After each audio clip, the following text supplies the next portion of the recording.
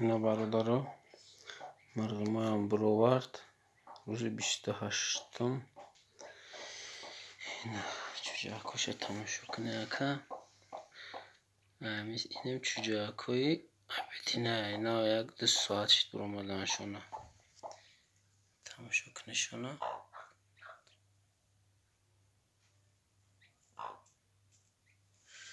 زیاده تخمی دیگهش مانده بود که بینیم برآورده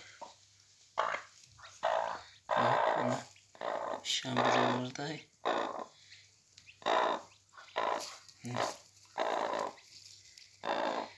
چوچکشو میگیریم پرتویم که برآورده میشه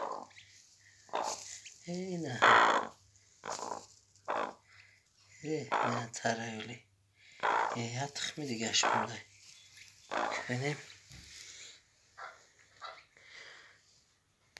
شکوشته شو میبرویشم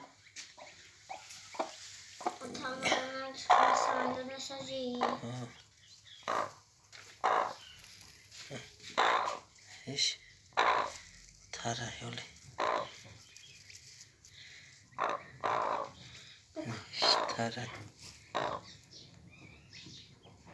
برآورده یه تخمی دیگه مونده یا شگر همش برآمد تماشا کنیم بچه ها چوچه